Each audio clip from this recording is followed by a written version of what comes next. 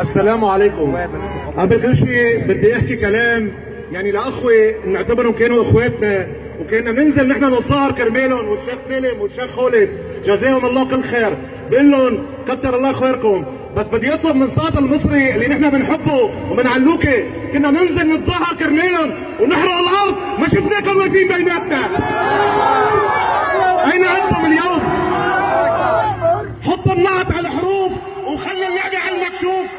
عم نتحاسب على الهوية بأيادي إيرانية، طيارات عم تكشفنا وغير الله بعد ينصفنا. لا توقف هيك وتتسمع، خلي كل العالم تسمع وارفع صوت الأذان ارفع، ولغير الله لا ما نركع، لغير محمد لا ما نسمع، وارفع صوتك أكثر أكثر. الله أكبر.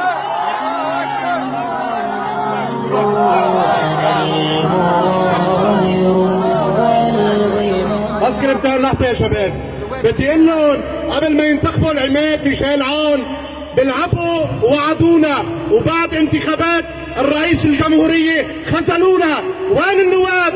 وين الوزراء؟ وين تيار المستقبل؟ 8 و14 كلهم فاسدون. 128 نائب أينما وجدتهم ضميرهم غائب إلا من رحم ربي، لم أجد منهم ولو نائب تائب. ألا لعنة الله على الظالمين.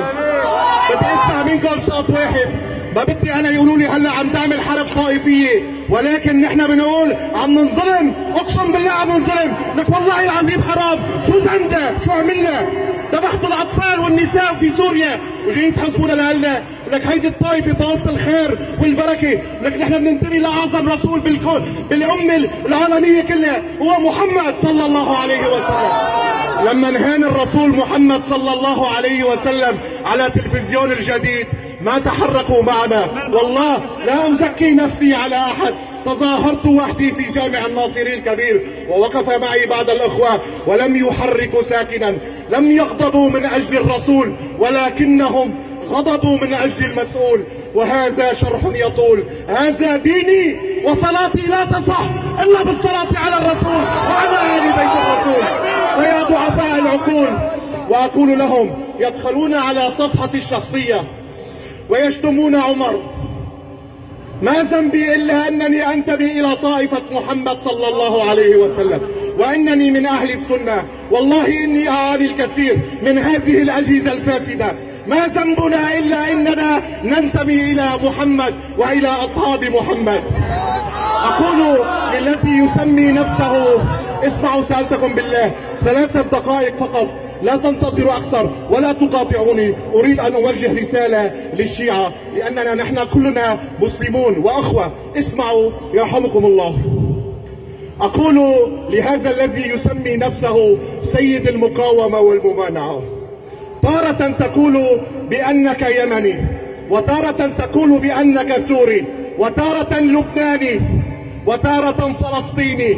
هذا لا يعنيني لأنك تؤذيني في ديني. ها هو الجولان في قبضة اليهود، والمقاومة الإيرانية اجتازت الحدود. تستطيع أيها العبد الودود أن تصعد المنبر وتقول بأن علي هو من خيرة أصحاب النبي، لكنك لن تزيد وتقول بأن أبي بكر وعمر وعثمان هم أيضا من خيرة أصحاب النبي، من خيرة أصحاب النبي. مقاومة وولاية طائفية. والله لو سيطرتم على كل الدول العربية لن تستطيعوا أن تغبروا على السماء. فاسمعوا إن كان لكم أسماء. عائشة أم المؤمنين وهي أمي، الحسن والحسين أحفاد الرسول، وفاطمة البتول بنت الرسول، فكيف لا أحبهم يا ضعفاء العقول. هذا ديني وهذا شرح يطول، وصلاتي لا تصح إلا بالصلاة على الرسول وعلى آل بيت الرسول. اسمعوا، هل من الدين شتم الأولياء الصالحين؟ اسمعوا يا من تشتمون عمر، يا زيول الفرس وأسباب البقر. هل قرأتم التاريخ عن عمر؟ هل تعلمون من عمر؟ عمر أمير المؤمنين ومن العشرة المبشرين بجنات ونهر.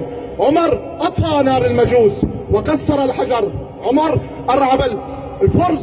عمر وكبركان لنصرة دين الله قد انفجر. عمر وكم من معركة قادها وانتصر. عمر نادى من المدينة صوتا يا ساري الجبل. موقنا بالله وبالقدر. عمر نزلت آيات الله لتوافقه. عمر أرعب الشيطان وأبقاه في خطر، وبالعدل أمر، وبالجهاد وللجهاد نفر، وبالجنة مع الحبيب ظفر. فوالله ثم والله مهما شتمتم وتسافهتم وتآمرتم لن تستطيعوا أن تجلبوا لنعله الضرر، وسيبقى قاهركم وبجوار النبي إلى اليوم المنتظر، ليوم تنشق الأرض عن أشرف البشر وبجانبه أبي بكر وعمر.